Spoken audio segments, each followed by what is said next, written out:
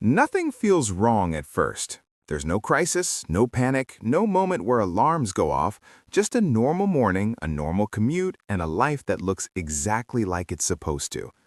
You go to work, you do your job, you get paid on time, and on paper, everything checks out. You live like most people around you live. Same type of apartment, same kind of car, same subscriptions, same routines, same expectations. This is what doing fine looks like now. Bills get paid, food is on the table, there's money coming in every month, and yet something feels off. Not dramatic, not urgent, just quietly uncomfortable. You notice that saving feels slower than it should, that every raise disappears faster than expected, and that your account resets to the same number over and over again. Nothing is technically broken, but nothing is really moving forward either. One unexpected expense doesn't ruin you, but it definitely stresses you. Two unexpected expenses back to back would change the month completely.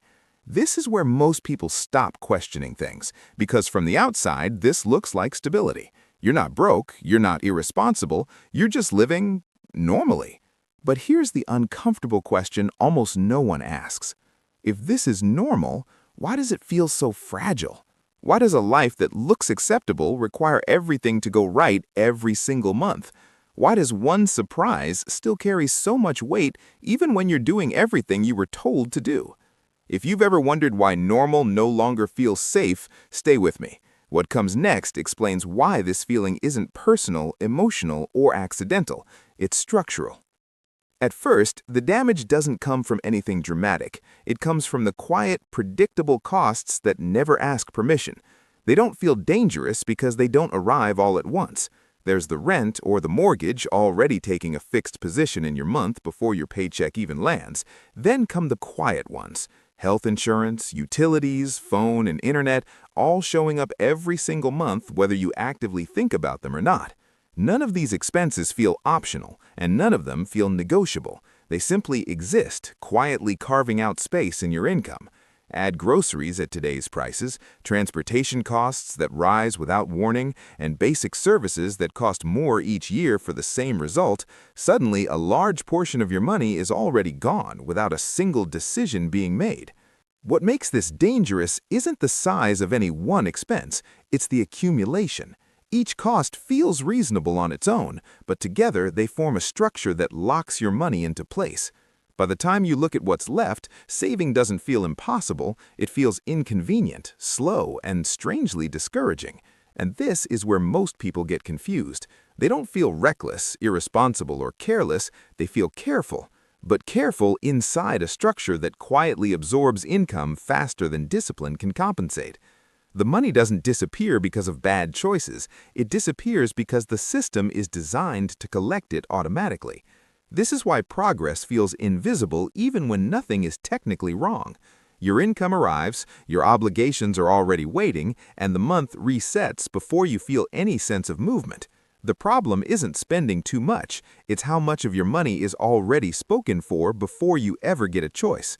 Now, let's stop speaking in feelings and put actual numbers on this structure.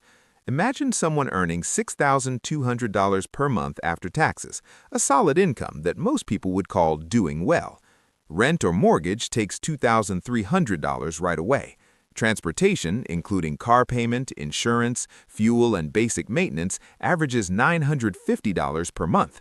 Health insurance, even with employer support, costs another $450. Utilities, phone, and internet combined add $380. Groceries at normal prices come in around $650. Before saving, before investing, before enjoying life, $4,730 is already gone. That leaves $1,470. From that remainder, you're expected to save, handle emergencies, cover clothing, repairs, medical copays, social life, and anything unexpected that shows up without warning. If you manage to save $300 per month, you're doing better than most people in this situation. That's $3,600 per year. But here's the quiet truth. None of this feels reckless. Every number looks reasonable. Every expense feels justified. Yet the structure leaves no margin. The danger isn't that the math doesn't work on paper, it's that it only works if nothing goes wrong. No surprise repair, no income disruption, no sudden increase in costs. This is how people with good salaries end up feeling permanently tight, not because they're bad with money, but because their income is already committed before choices even begin. And this is where the story quietly splits into two very different outcomes. Now change just one thing, not the income, not the discipline, not the effort. Lower fixed costs by $900 per month through structural changes. Moving to a slightly smaller place saves $250. Switching to a reliable older car instead of financing new eliminates $650 in payments, insurance premiums, and higher fuel costs. That same person now keeps $2,370 per month instead of $1,470. If other living expenses stay the same, saving $300 becomes saving $1,200. At $300 per month over 10 years, you've saved $36,000 in pure cash. At $1,200 per month, that number becomes $144,000, and that's before any investment returns, which would make the gap even larger. Same job, same hours, same intelligence. The difference isn't motivation, it's margin. With margin, small problems stay small. Without it, every surprise becomes a threat. This is why one person can walk away from a bad situation while another stays stuck, even with the same income. One has flexibility, the other has obligations. Fixed costs don't just decide how much you spend, they decide how much risk you can tolerate, how far ahead you can plan, and how quickly you recover when life does what it always does. None of this shows up in approval screens, budgets, or salary comparisons, but over time, it quietly determines who builds options and who feels permanently constrained. And once you see this difference clearly, it becomes impossible to unsee it. And this gap in numbers creates something most people never connect to their bank account, a gap in mental energy. Here's the part almost nobody calculates because it doesn't show up on a bank statement or inside a budgeting app. The mental cost of living with tight margins month after month, even when nothing is technically wrong. When fixed expenses consume most of your income, your brain never truly rests, even on good months, even when all the bills are paid. There's a constant background calculation running quietly in your head. If something breaks, can I handle it without stress? If a bill comes early, what has to wait? If life throws something unexpected at me, where does the money come from? Nothing feels urgent, but everything feels heavy. Not enough to panic, just enough to keep you alert all the time. Over time, that pressure starts to feel normal, so normal that people stop recognizing it as stress and start calling it adulthood. But it changes behavior in subtle ways. You hesitate before pushing back at work, you delay career moves that could pay off long-term, and you avoid risks that might actually improve your situation. Not because you lack ambition, but because your margin is gone. Two people can earn the same income, live in the same city, and work just as hard, yet one feels calm about the future, while the other feels exposed, even when everything is technically fine. This is why money problems rarely feel like money problems. They feel like exhaustion, hesitation, and the sense of always being one unexpected moment away from instability. And the most dangerous part is this. Because nothing has collapsed, the system convinces you that this is normal, that everyone lives this way, and that the pressure is just the price of being responsible. At some point, a quiet realization starts to form. You look at your routine and think, I'm not reckless, I'm not irresponsible, and I'm not bad with money. You work, you plan, you try to be careful, and yet it still feels tight in a way that never fully goes away. Not chaotic, not dramatic, just permanently constrained. That's when it clicks. The problem isn't your discipline, it's your structure. Your income arrives already committed, before choices, before priorities, before life has room to happen. The money already has a destination. Once you see that clearly, something shifts internally. You stop blaming yourself for not feeling ahead. You stop comparing your progress to people with completely different cost structures, and you realize you've been playing a harder version of the same game without noticing. This is usually the moment people pause the video, not because they're bored, but because it feels uncomfortably accurate. If this perspective is landing for you right now, you're not alone. A lot of people watching are recognizing the same pattern in their own lives at the exact same moment. And if this kind of breakdown helps you see your finances with clarity instead of guilt, subscribe. Not because this channel promises shortcuts, but because understanding these hidden mechanics changes how you make decisions for years. Earning more doesn't automatically fix this, and budgeting harder doesn't either. Real change starts when you understand what's quietly pulling you backward every single month. And once that becomes visible, the next step becomes impossible to ignore. This is where most people make a reasonable mistake. They assume the solution must be small because the pressure doesn't feel catastrophic. So they cancel one subscription, skip a few dinners out, delay a purchase here and there, and for a moment it feels like progress. But nothing actually changes. The stress stays, the tightness returns, and the margin never really appears because the problem was never a few careless expenses. When your biggest costs are locked in, housing, transportation, insurance, and basic services, discipline has a ceiling. You can optimize groceries all you want, but if half your income is already committed before the month even starts, there's no room for momentum. That's why advice like budget better feels hollow to people who are already trying. They're not ignoring the math, they're trapped inside it. And the trap is subtle.